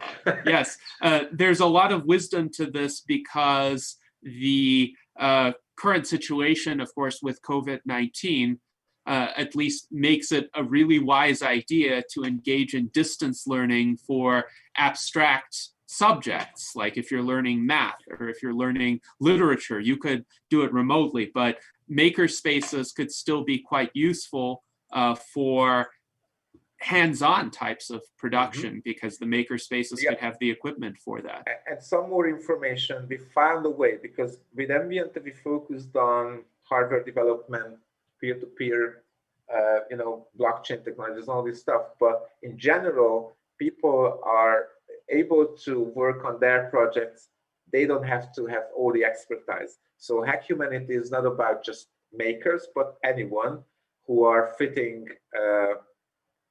in this. So because I don't know how much time we have, but it's very important because Hack Humanity is a broader thing than ENVIENTA. ENVIENTA created this with few of our partners. It's it's an umbrella, or it's not a it's an initiative. The initiative is about and it was born in last summer when Greta Thunberg was on the streets with Fridays for Futures and Extinction Rebellion, and more young people were on the streets yelling with governments that, okay, you have to stick with the sustainable development goals or something like that. But the cool thing would be not to leave the school to go out marching, but go back to school and create a makerspace or create new projects with the help of the school. So Hack Humanity is about how to involve schools and young people using a small application to start any project which fits the 12 regenerative sectors. And it's important because the UN has the 15 points of the sustainable development goals. But with the World Summit in the past 2 years, we created the regenerative development goals. The RDGs are related to the sustainable development goals as introduced by the UN.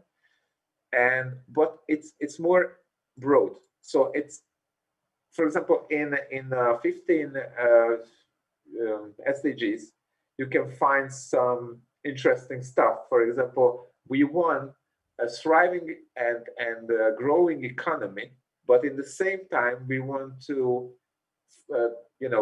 protect the trees and the planetary boundaries. So there are some things which are, it's interesting to see on one page. We see differently because these 12 sectors are about to focus on every aspect of life, and the regenerative approach is about not to solve the existing problems because it's the SDGs, the Sustainable Development Goals. It's not enough.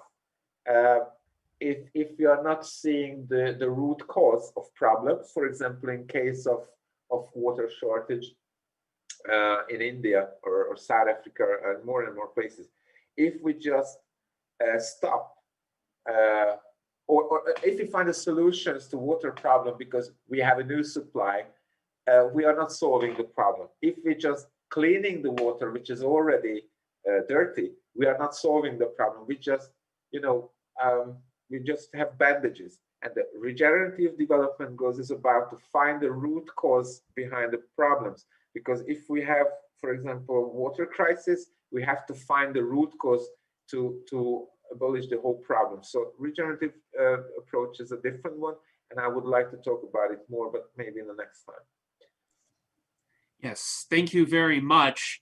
And yes, I think we can devote a bit of time to speaking about this. I did want to pose this question from Jason Geringer because I think it's a useful one for our audience. He asks, how do the first tokens get put into the system? And Zach Richardson recalls that sometime in this conversation, an initial coin offering was mentioned, but what is the approach that you've chosen to use here?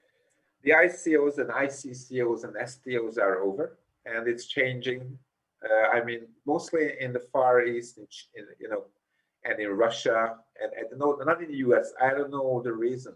I've been in California and talked with people, and they don't like this crypto. It's it's dangerous, it's creepy, or something like that. But there are very well used cases. What was the question? Because I want to. Yes. So how you get your first token? right. The thing is that an initial coin offerings is about to give the coins in exchange to assure you that your money will be in a good place, and we are accountable through that coin. If you don't have any investors on the horizon, you can start to talk with people who want to work with you, but you don't have money, so you give them tokens, and it could be a future investment, but it has a proof. So it's about the proof that I made, let's say, 3 hours coding. I have a price for that. I can give my time for tokens. So that's easy. So if we can exchange time, knowledge, resources, counting on the base price. Like, let's say, if you have a 3D printer, you know that, okay, it's $1,000 printer. Okay, if one token is equivalent of $1, you get 1,000 tokens. And then you can calculate the capacity of your 3D printer, or if you're using your printer, but you have spare time when you're not using your printer, the system has to store this information, and every unused resources could use it. So it's more like about tokenizing and bringing assets behind the money. For example, the token could not distributed or not created until there is no 100% covering of resources or assets or know-how or something. And if the asset goes, if your 3D printer is broke or something, it's not working, we have to delete those tokens. I don't know how to say in English. When you create the tokens, yeah.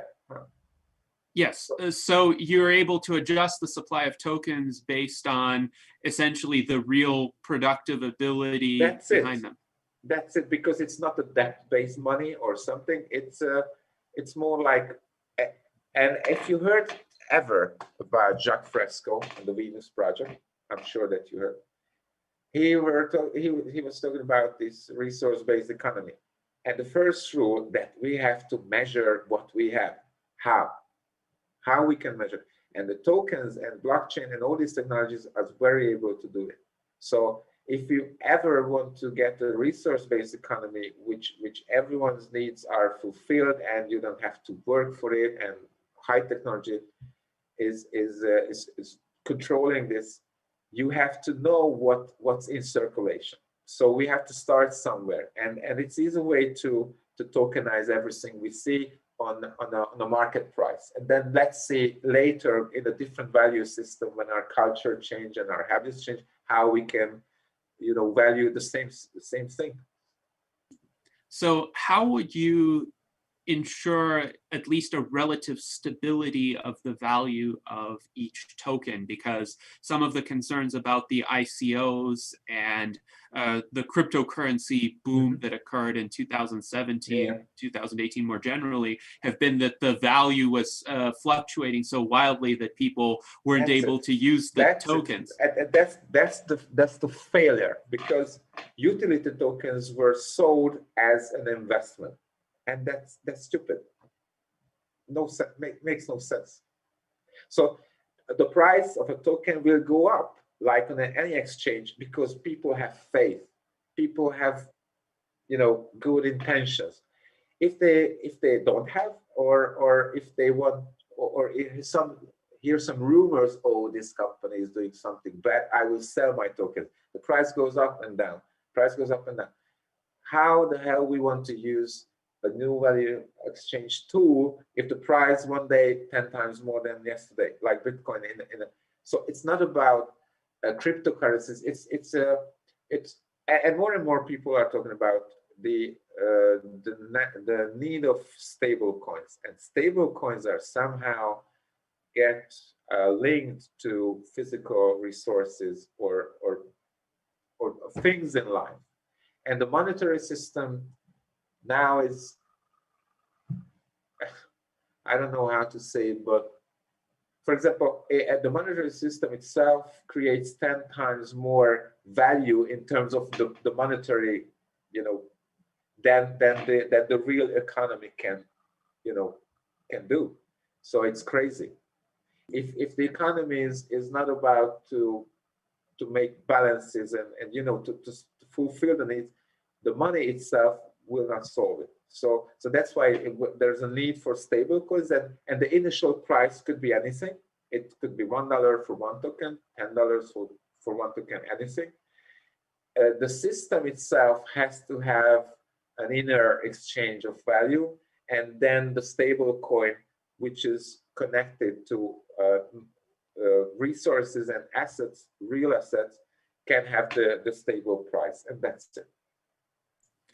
So what is the mechanism of adjustment that you propose to implement the kind of response that you mentioned? So if a 3D printer breaks, then the number of tokens gets reduced to reflect that, but you might have, if the ecosystem is successful, thousands of 3D printers. Sure. So how does that get monitored, and how do the changes get implemented? So that's how it's interesting, because we are not only focusing on the marketplace, on the collaboration part, but how to say it. So, and one day our platform or these systems could work as I will be not able to produce if the system cannot control real time what we have. So if a 3D printer went out of order, it has to sell a sign or something, and it's not will happen. It has to. So we are, for example, forming an international board of these these developments, because open source technologies and standardization of data structures and APIs which could handle this data stream, it's not there yet. I mean, Google has it, Facebook has their own, but there is no common value exchange system which has 100% monitored real-time resources. So we have to make it. Yes, so this is a concept to be developed further in the future. Yeah. For example, 3D printer manufacturers has to have a plugin or something connected to these platforms which gives or exchange information about the state of the 3D printer, also the materials. But it's very useful because, for example, on the consumer side, you will see your blueprint.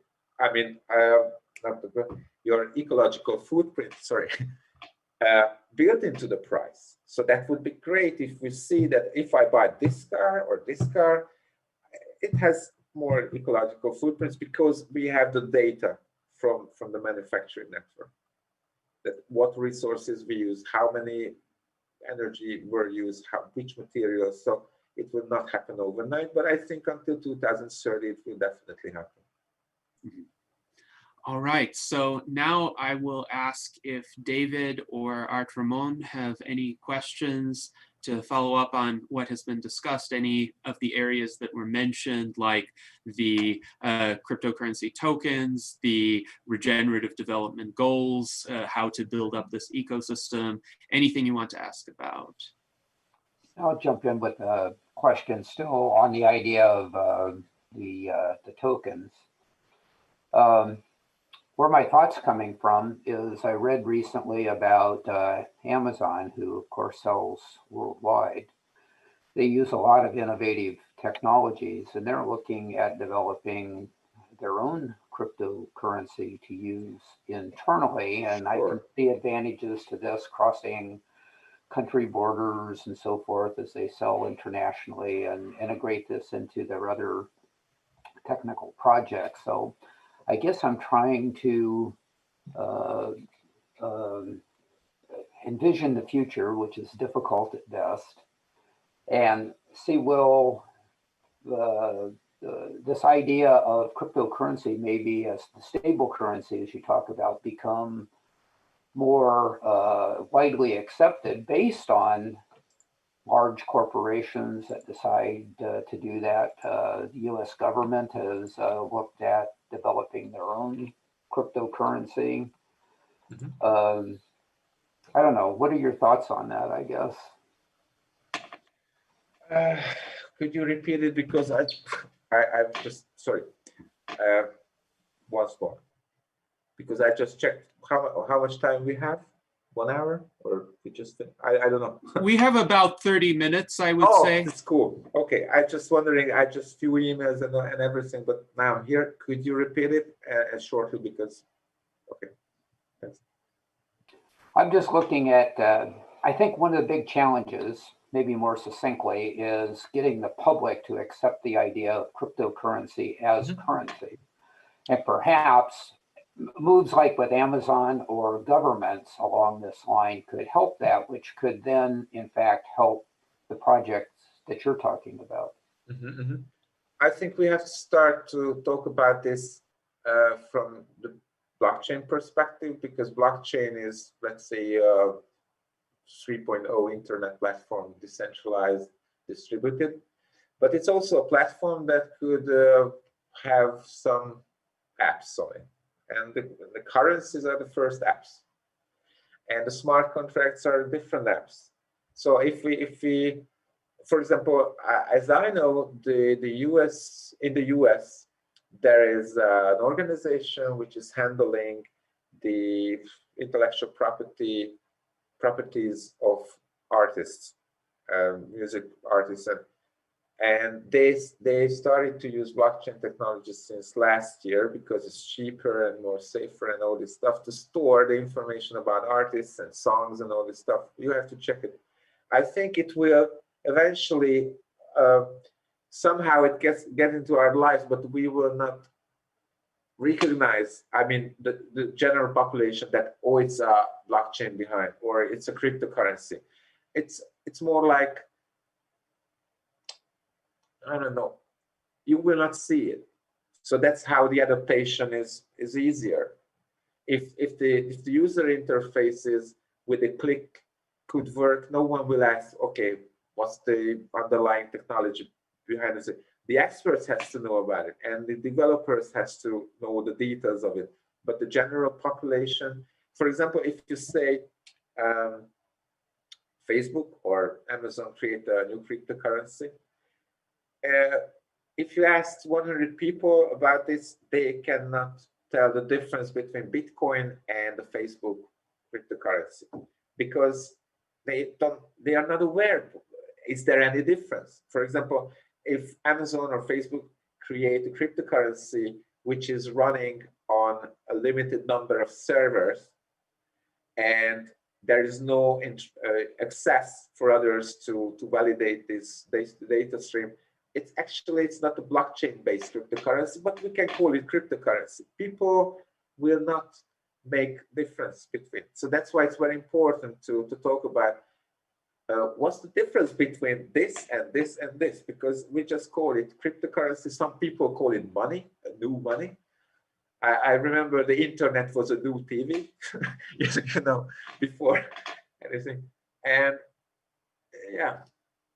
So the adaptation could be very easy if there are apps which can make transactions and data stream in the background. So now I don't think that anyone interested in how the car is working.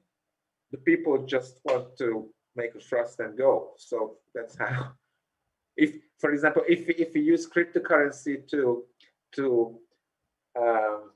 let's say, incentivize makers to create new products and innovations, but at the end of the day, on the marketplace, you will get a new coffee maker or something like that, which is open source. 99% of the people will be not aware that it's open source or not. I just want to buy something. So we have to ensure that our systems could provide the same or better outcome than if we just make a usual market strategy. So essentially, if this approach works, the outcome will be seamless from a consumer perspective. Sure. They might not even notice that there has been a major transition in society from products being manufactured under this old proprietary model toward the open source model. That's it. And the addition is, and it's very important, that people have more and more aware about the importance of local stuff. In California, I've seen everywhere, buy local, buy local, buy local. It's everywhere now.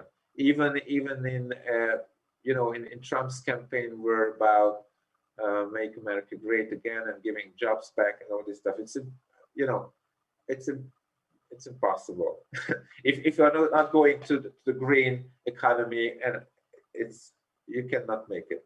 So in this case, and the other thing is that, for example, locally, I've heard, I think it was not Steve Jobs, but the other guy who's leading Apple now, who said, okay, we are in China because an average worker in China is more experienced than Western people in the US or in Europe. They have more knowledge about creating stuff. So how we can make new jobs if we don't have the experience? So that's why it's very important to put more efforts on education. I don't know how I get here, but it was an important question. Yes, and being involved in these maker spaces would certainly give people experience in producing goods, and I think it would be great to kind of reinvigorate this culture of local production in the United States. And you know, it could be also it's okay, it's local, but it could be entrepreneurship on steroids, for example, because you can actually be in 100 different projects with just a few innovation, what you are able to do, and you can get micro payments from 100 different places real time after sales. So the future of work could work differently than we with these days, because we are working for money in a given amount of time. But you know, the entrepreneurs are working differently or thinking differently. But we can get more and more entrepreneur mindset people who are just doing something for their own, but they have different source of income in different projects. So I don't think that 10 years from now we are applying for jobs. Maybe our job will be to go down to the local makerspace and get things done. Yes, and this is very intriguing from the standpoint of income diversification, because it has always puzzled me. People are often told of the wisdom of diversifying their investments, because then if one investment doesn't do very well, the others might compensate for it. But very few people diversify their income streams, because the expectation has come about, especially in the 20th century, that you largely have one main job and you put a lot of time and effort into training for it, applying for it, and then you devote most of your time when you're working to that job. And that's fine as long as you keep that job and you keep a steady income, but a lot of circumstances could happen outside of one's control, macroeconomic failures or failures of the organization that could lead one to lose one's job. So do you think if this approach gets implemented, people's income could become more robust against such disruptions? I think it could work parallel. For example, for me myself hasn't started that, okay, I don't want to have a job anymore, I want to work on my dreams. No, I had a job, and in my spare time or my free time I start to work things. For example, there are some platforms right now which go up and start sharing designs and all this stuff, and you get an hourly wage. So it's some kind of transition is going on with the gig economy, for example. So the gig economy could lead to this, but yeah. Yes, and I think it's important to have this kind of transition, because I also think there is a kind of extreme form of startup entrepreneurship that's being touted right now in Silicon Valley, where oh, these people, they have to quit their jobs and work out of their garages and hope that their idea makes it big so that they could sell their company or create a unicorn that's worth $1 billion. And of course, most people are not going to be able to do that, but they might be able to make some income on the side if it's compatible with their day-to-day work, including a day job that they might have. Yeah, and mentioning startups, it just came into my mind that I've seen a lot of projects which has, in a form of a startup, eventually could die if they lose their investments, or they cannot reach more users, or maybe the production line is too expensive, so they don't find investments and all this stuff.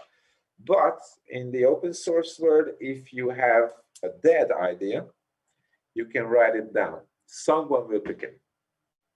And you also get a license fee, and the others who, for example, you spent 10 years with something and didn't get any serious outcome, and you say, okay, I go on holiday and I don't care, but someone will pick your idea, put their efforts into it, into a 2.0 version, and someone is 3.0, you will get the license fee, even if you are not interested to work on anymore.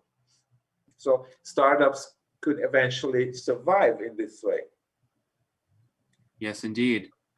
So now I would like to offer you the opportunity, if you want to talk a bit more about the regenerative development goals, perhaps we could do that for 8 minutes or so, and then we'll go to closing comments from our officers and a closing statement from you. Look, it was about, it was mentioned in connection with the Hack Humanity. So it was about the call to action program. That our call to action is to organize locally, let's say, meaning we organize simultaneously at the global and local levels to both fight symptoms and create new systems at the root level. And in this new normal, we are issuing an unexpected call to action. And this call to action is the mother of all hacks. And what we want to hack. And these 12 sectors of regenerative development goals could verse a deeper research you can find on hackhumanity.net, because behind the 12 sectors of development goals was that it's an action, it's a call to action initiative, but in the same time, we have to ask experts around the world, not just in academia, but also entrepreneurs and business people, and how they can see our problems these days, because obviously we don't want to say something which is more than the United Nations development goals. It's there, and everyone accepted it, and it's fine, because some businesses and some new forms of initiatives start to build in one or more goals from the 15 goals to convince that, okay, we are working on these SDGs. But the problem was that how is it cost effective to solving the problem again and again? Or if we have a deeper research and if we create hackathons around the 12 goals, we are expecting people to dig deeper. So we are not we don't want to dig deeper. We're just giving a platform for people in schools and makerspaces to create hackathons, and in its organizing surface. But in the at the top of the 12 sectors, which is divided to more in details. For example, I just want to find it. Yeah, well, I didn't find the 12 goals, but I will find it soon. Okay, so let's go into details. So first of all, food, environment, water, and wildlife. Second, the media and the communication. The regenerative approach, for example, in media and communication, it's not in the SDGs. So the UN says that's fine how media and communication going these days. We are thinking that's not okay. Also in learning and education, it's important in the SDGs also. But relations and peace building and community building is not going into detail. So it's very important to have, you know, gender equality and all this stuff. But somehow it seems that we get few points, which is very important, but not well connected in terms of the root causes. We have also these areas of relations, spirituality, personal development, and religion. How we can reform our religions, what could be the new religions, how personal development could evolve during this time. So there are a room for many ideas how spirituality can work, and it's also not in the SDGs. Justice, sovereignty, governance. It's not talking about it, but if earlier we talked about liquid democracies and decision making and all this stuff, I think this point is about to find regenerative solutions for that.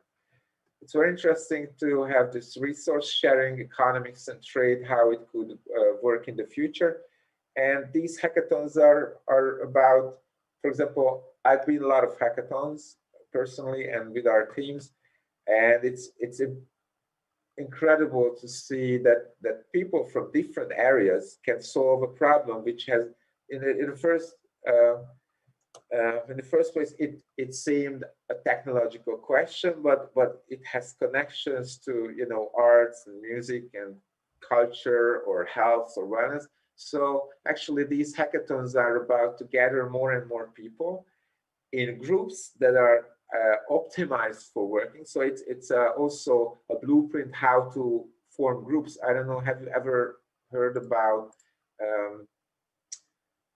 holacracy models and sociocracy models? It's a new organization models that works on, for example, the leadership is distributed, for example, in a group. So everyone has a role, everyone has to focus and can focus on their true calling and their expertise. So these hackathons in Hack Humanity focusing on the regenerative development goals is the framework, but you are in the action. So actually it's about you, how you can connect and how your ideas can thrive and inspire other people. So Hack Humanity is a general approach. Yes, and thank you, Gabor, for providing that overview. It's a fascinating approach, and it seems to provide great opportunities for this kind of decentralized collaboration to solve problems in a lot of interrelated areas that humanity is involved in. So now, because our time is advancing, I'm going to invite closing comments, any final closing questions from our officers. Let's start with Art Ramon Garcia. Yeah, several years back, I released some ideas into the wild, and then probably within a year, a group picked up my idea. But I'm not able to prove whether they actually took my idea or if they independently came up with the idea. So it would be great to have that blockchain to sort of have proof of who came up with that original 1.0 idea. And this idea was about building, rather than building a wall along the Mexican-US border, is to build infrastructure along it like a hyperloop. And lo and behold, you know, like 6 months later, there's this group. It says a collective. They called themselves Otra Nation, and they're a collective of engineers, and they proposed the same idea that I had released into the wild. So yeah, it would be great to have some sort of tracking of 1.0 ideas to, you know, so to determine who gets credit for it, you know. Yeah, the whole development is about this tracking. We call version tracking. It's like Wikipedia. You see the contributions all the time, who did this, how much contributions, and all. It's a Wikipedia model on a tokenized system. So basically, that's it. Excellent. So now we go to David Shoemaker for your closing remarks. Yes, thank you so much for coming here today. I learned a lot in this period of time, and I'm very intrigued by the ideas and really would like to brainstorm some among my peers as far as what we could do to move projects like this forward. Sure. Your comments on cryptocurrency are well received. I enjoyed those very much, as well as looking at this as a UBI alternative. So I don't have any final questions, but I do want to thank you so much for planting great seeds here today. Yeah, thanks. I mean, there are some more questions, I think, to talk. Yeah. Yes, and this is certainly not an exhaustive conversation. It's a start in terms of delving into the various interconnected areas that we discussed. I will point out that the idea of a universal basic income facilitated by this localized production and household production is very much aligned with the statements made by Charlie Cam, our US presidential candidate. And unfortunately, he wasn't able to make it to this salon, but in prior virtual Enlightenment salons, he has spoken about how these technologies of distributed manufacturing and 3D printing could reduce the overall volume of resources required to fund a UBI. That's the point. That's the point. That's what I made 5 years ago. So the same conclusions. That's great. Excellent. So now, Gabor, we invite you to provide your closing statement regarding this conversation. Anything you want to say to sum it up or propose future areas for discussion, you're welcome to do that. People always asking me about the final statement, and I always say that open science is the way forward. And even in the Transhumanist Party, it's very important to have this in focus. So thank you for having me. Yes, absolutely. Thank you for spending your time with us and illustrating some exceptional concepts. They're intriguing and they're quite valuable, and we're pleased to have been able to bring them to our audience. We've had a very positive reception to the salon in the chat, and hopefully that will be the case also for those who watch this video recording later. And this is the kind of quality conversation that we strive to bring to the world every week on Sunday. In the following weeks, we are going to return to our usual time of 1 p.m. US Pacific time. On Sunday, October 11th, we will have scholar Jeffrey Laddish, who writes about existential risk, among other areas of interest to the transhumanist community. And then on October 18th, we're going to have a cryonics-focused panel discussion with our friend Rudy Hoffman, who is an expert on insurance arrangements for cryonics and also a great life extensionist, as well as Matthew Bryce Deutsch, another prominent figure in the cryonics community. And we hope that all of our members will continue to attend the virtual Enlightenment salons, where we strive to connect various disciplines, various areas of human endeavor for creating a better future. And until then, we hope that you live long and prosper. Bye-bye.